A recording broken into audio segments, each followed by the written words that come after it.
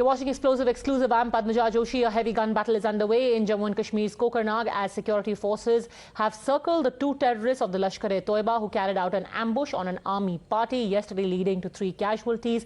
At least 3 more are reported currently to be injured. However, the security cordon is reportedly inching closer to the 2 terrorists. The joint security force operation is continuing against a group of these terrorists hiding in the dense jungles of Kokernag. Several blasts have been heard on the hilltops since morning. Forces have also intensified aerial surveillance. Small quadcopters and larger drones have been put into service to hunt down one of the 2 terrorists, especially cell-style Lashkar commander Uzair Khan. The encounter was initiated based on specific intelligence indicating the presence of terrorists within the area. After security forces advanced into Garol, they were met with intense gunfire from a hilltop where the terrorists had positioned themselves.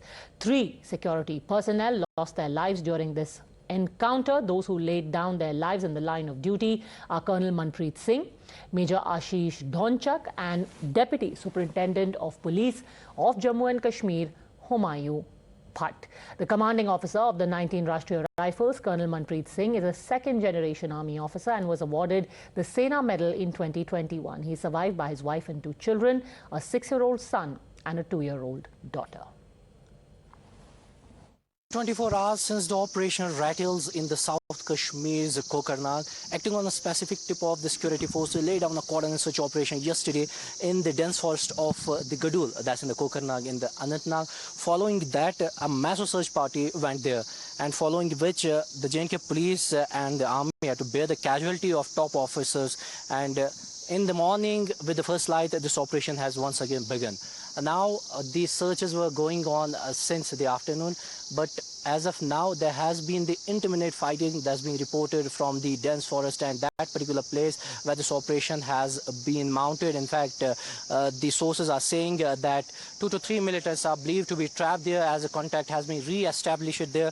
It's believed to be that the Uzair Khan, who is a native of that particular place and has joined the Lashkar-e-Toiba ranks in the year 2022. Besides that, he was working as an OGW for the militant outfit. He is the guide of that particular group because he knows the terrain and the demography of that particular place. That's what is posing the security forces a challenge, because this is a dense forest, so they are not taking any chance and they are maintaining that there would be no additional collateral damage as saw in yesterday's operation. Heavy blasts were reported near the gunfight site in the Kokernag. In fact, you can see that the security forces are now engaged in a fierce exchange of firefight that ensued yesterday, and after a lull, now this fresh firing has taken place there. The search operation was intensified since the morning, and these are the continuous blasts you can heard that the operation has been finally, on the track and resumed, and it seems that the contact has been established with the hiding militants. Remember that already the security forces have to bear the casualties of the commanding officer major as well as the DSP of J&K police, and in fact after that the reinforcement were pressed into service. Since the morning, army stop brass and police they were monitoring the situation, and now the exchange of firefight has once again engulfed in the dense forest of the Kokernag. With video journalist Shafiq reporting for Times in Kokernag. सबसे बड़ी बात यही है इसमें कि पाकिस्तान अपनी तरफ से काफ़ी कोशिश कर रहा है फॉरेन टेररिस्ट को यहाँ भेजने के लिए, ताकि हमारे जो भीतरी हालात हैं, अंदरूनी हालात हैं, उसमें किसी प्रकार की वो रुकावट पैदा कर सके। क्योंकि जो हमारी उन्नति हो रही है जम्मू कश्मीर में, अगर आप देखें 2022 में 1.88 करोड़ यहाँ पर हमारे पास टूरिस्ट आए थे। इस साल जो हमारा कोशिश है कि 2.25 करोड़ तकरीबन टूरिस्ट आने का हमारा सोच विचार है। तो इस चीज़ को रोकने के लिए वो हर हालत में कोशिश कर रहा है और हम उसे किसी हालत में कामयाब नहीं होने देंगे। कल का टाइम दिया 12 बजे। तो कल कब तक पहुंच जाएगी बॉडी? कितने बजे तक पहुंच जाएगी, कहाँ परमिशन होगी? यहीं का बताया उन्होंने कि 12-1 बजे तक यहाँ पहुँच सकते हैं। कोशिश है हमारी कि 1 बजे तक यहाँ पहुँच जाएगा। तो आप यहीं पे परमिशन करेंगे गाँव में ही? आ जाए भाई, हम इस टाइम इतने बहुत ज़्यादा दुखी। कब आपको पता चला है सर? कल शाम को चला। तो जो उनकी धर्मपत्नी है वो भी है? मेरी बेटी है। और सर ये उनकी लड़की है, एक इनसे बड़ा बेटा है 6 साल का। थोड़ी टाइम पहले ही प्रमोशन 3 साल पहले हुआ था। और सर अभी सेना मेडल मिले थे इनको जस्ट बिफोर ए ईयर और सो। आप भी पहले सेना में रह चुके हैं? नहीं, मैं सेना में नहीं, मेरी फैमिली जो है वो सेना में है। मैं यहाँ हरियाणा सेक्रेटरी से सुपरिटेंडेंट रिटायर हुआ था। 2 ही बच्चे हैं जी, एक बेटी है, एक बेटा है। क्या नाम है? बानी, बेटा कबीर सिंह। बेटा पढ़ता है? हाँ, वो अभी भेजा संत कबीर में, कबीर ही नाम है उसका। So what really happened at Anantnag? Why has this operation been going on for the last 3 days? Joining us are senior voices, people who have served in the army themselves. Major General Dhruv Katoch, Director at the India Foundation, Lieutenant General KJ Singh, former Western Army Commander, and Lieutenant General Rakesh Sharma, Defence Expert. General Singh, I want to ask you first. It's been about 2.5 days now. Tuesday was when the first input was received. Can you explain to our viewers why this operation is taking so long, and why is it that despite reportedly these 2 terrorists being surrounded, the forces cannot zero in on them? Firstly, I would like to join with you to pay my respects and homage to Colonel Manpreet Singh Medal, Major Ashish Dhonak, and Deputy Superintendent of Police Humayun Bhat. An example of excellent coordination between forces, special forces.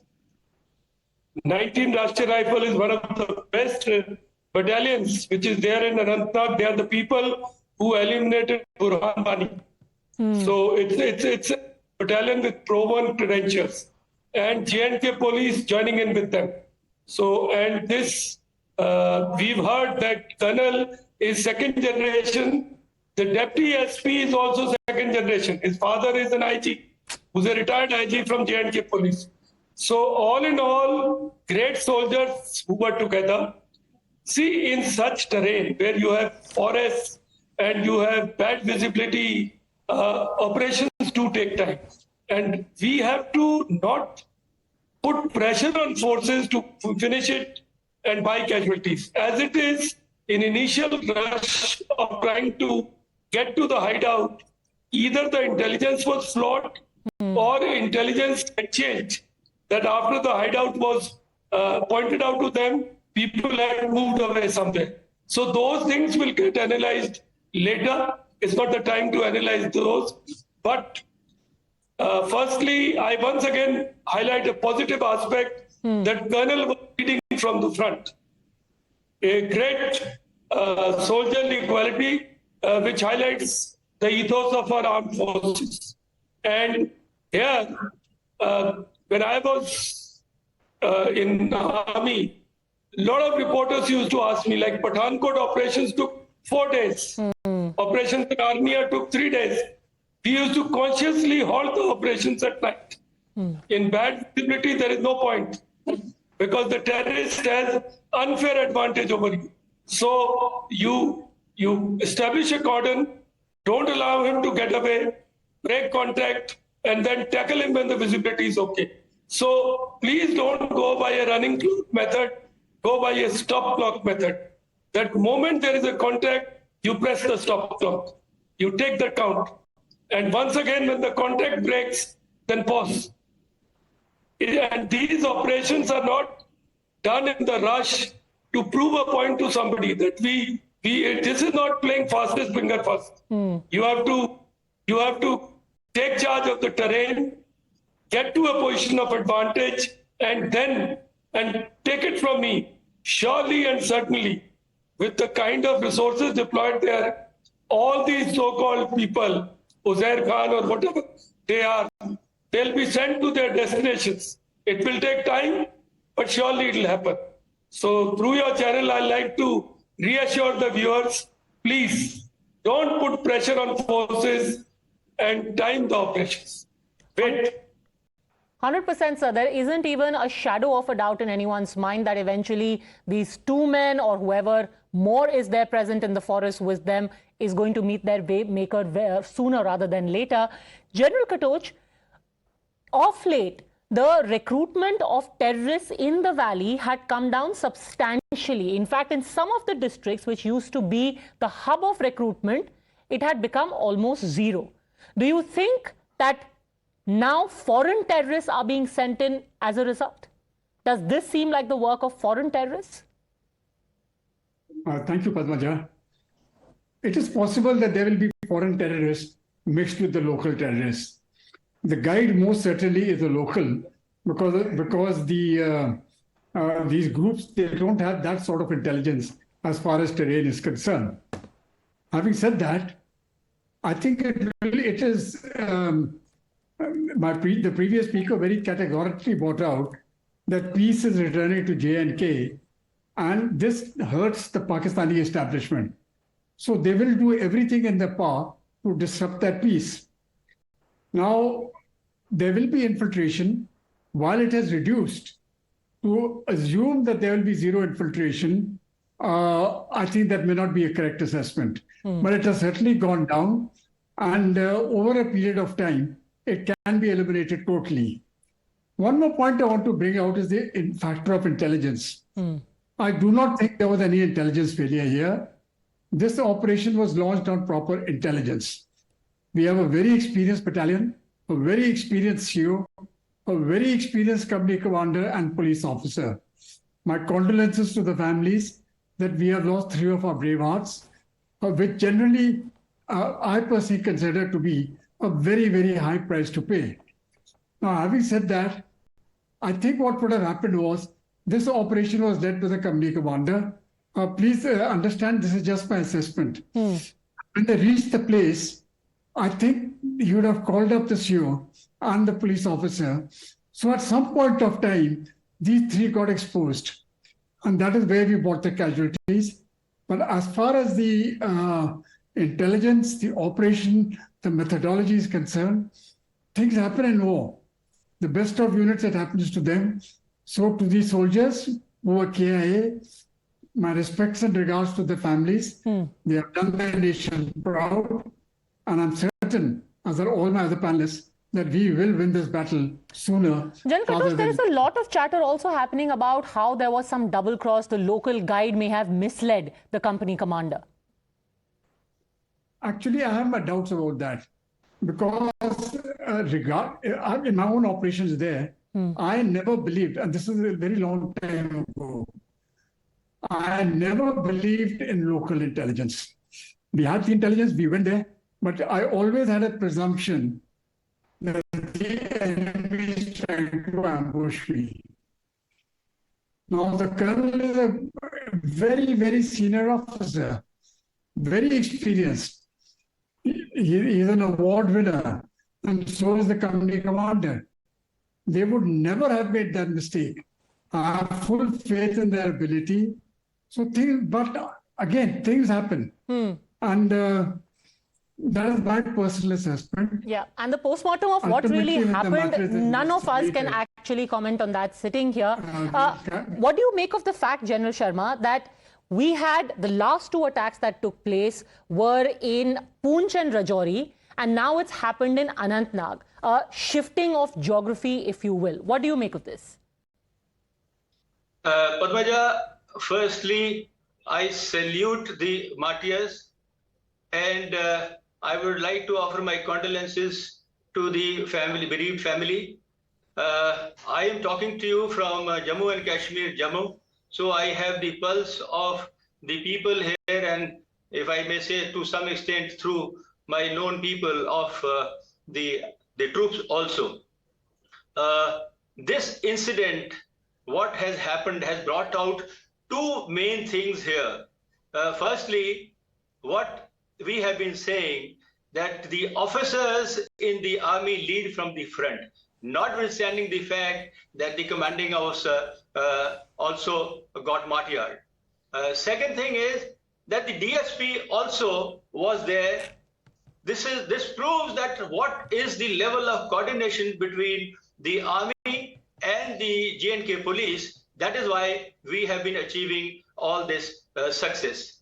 Now, coming to your question, well, I have observed over the last 1 year that since the militancy was almost eliminated in the Kashmir Valley due to the, I would say, all-out operations 1, 2 and all that. So there was a pressure there, and across the Pir Panjal, that is south of Pir Panjal, there was a little bit of a void.